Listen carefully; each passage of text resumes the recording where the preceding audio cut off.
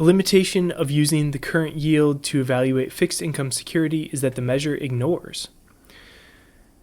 So our current yield is just going to be our annual income generated, so coupon, and then we're dividing that by the current market price. So given that, what does it ignore? Is it A, weekends and holidays? It's not weekends and holidays. We're taking into account the annualized return, so it's taking into account full year, not excluding these. B, the flat price of an issue.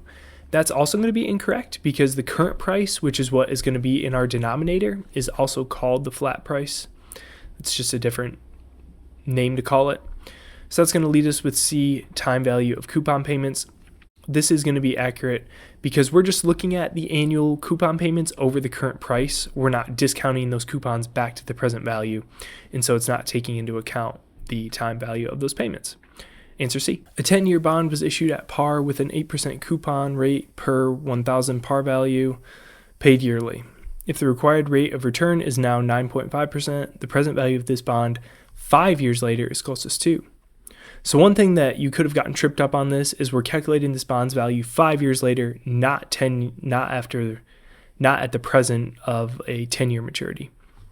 So we're going to have N of 5 for our time value money calculation. Our interest rate will be 9.5. Our payment will be 80 for that 8% coupon by 1,000 value, par. And then our par is 1,000, so then we'll compute present value, and that's going to give us 942.40. Answer C. Lance Givens holds 2 fixed income securities, a corporate bond and a zero coupon bond. Details concerning his investment are as follows. The zero coupon bond matures in 12 years and is trading at a market discount rate of 5%. The corporate bond offers an annual coupon of 3.8%, matures in 10 years, and is trading at a market discount rate of 4.2%. Which of the following statements is most likely correct regarding his investments? Both bonds are selling at the same price. That's probably not going to be accurate given the information. Zero coupon bond with 12 years to maturity is going to be trading at a significant discount because all of its interest and principal is paid out at par. Whereas a coupon paying bond, has a coupon almost similar to its yield, and so it's probably trading almost at par already. The corporate bond is trading at a lower price. Again, that's probably not going to be true given what we just said. And then C, the zero coupon bond is trading at a discount of 44.32 per 100 of par. That's most likely going to be our answer. Let's plug in the numbers to verify, and we'll also calculate the price of the corporate bond to show that.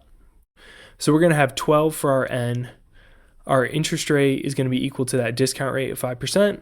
Present value is what we'll solve for. Payment should be 0, and our par is 100. And then we will compute present value. So our price is 55.68. If we take the difference between this and par, we'll see that we get that discount of 44.32. So this discount is framed separately from the price. This is the discount of it.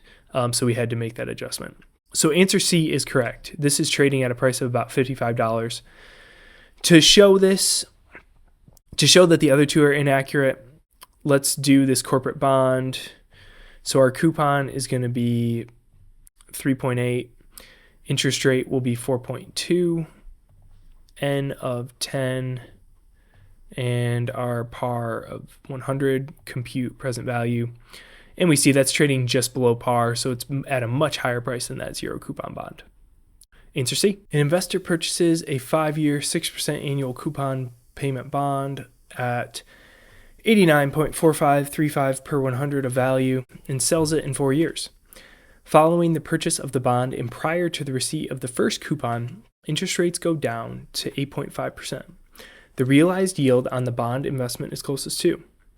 So we're going to have a few different steps to this calculation here, but essentially what we're trying to get at is our total return. So down here we have our price, and then what return did we get solving for R? What rate of return did we have to get to have this as our present value given our future value of this?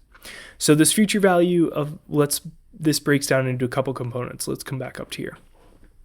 So our coupons, since we have a yield of 8.5%, we're going to discount back all of these cash flows. So the 4 that we received throughout our tenure of owning them, we're going to discount all these back to the present.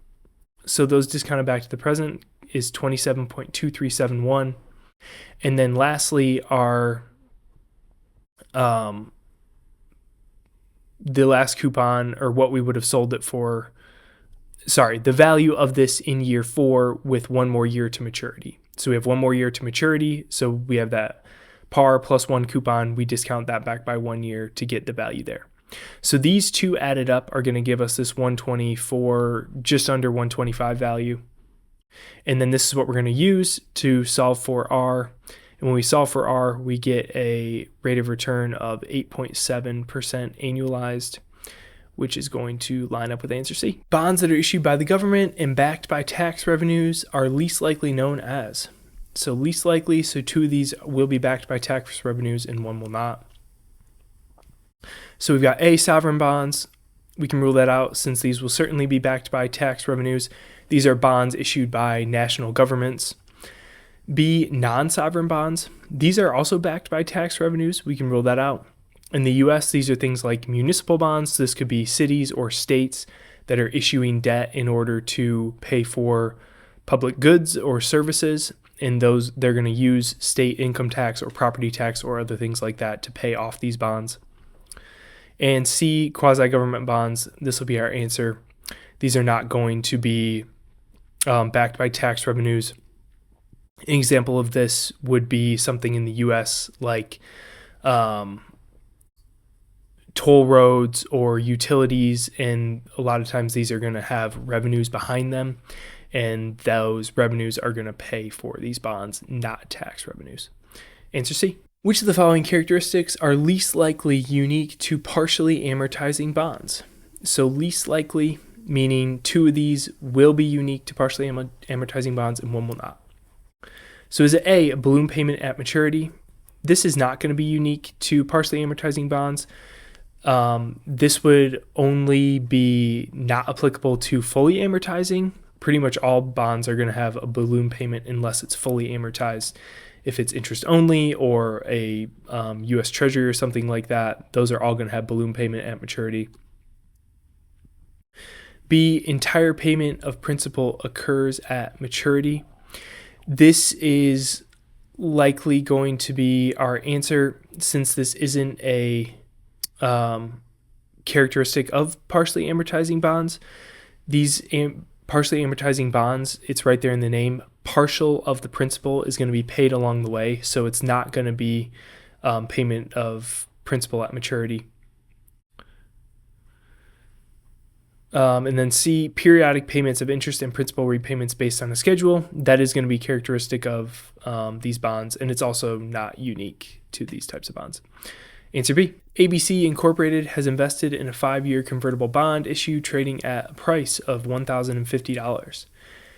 The issue is convertible into the issuer's common shares at an exercise price of $42. The exhibit gives the price of the issuer's stock over a 5-day term. So we have days 1, 2, 3, 4, 5, and these prices. Conversion parity will occur on day. So conversion parity is going to occur on the day where shares are at the exercise price of 42.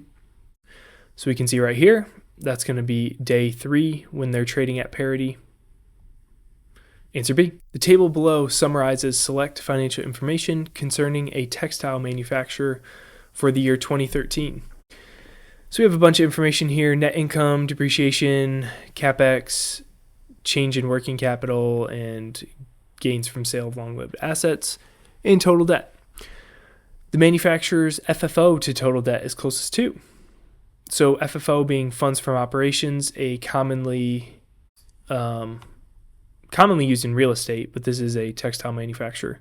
So we have total debt given to us, but we're going to need to calculate FFO from these numbers on here. So it's going to be net income plus depreciation, and then we're going to subtract out these gains from the sale. And the reason these are subtracted out is because it's not part of the operations. These are just extra income that came in separately from operations. So we take 450 plus 18 minus 12, it gives us 456, and then we're going to divide that into the total debt, which was given at 500, gives us 0.912. Answer C. Rachel Lake evaluates the potential for bond prices to change given the market discount rate. She derives the following conclusions.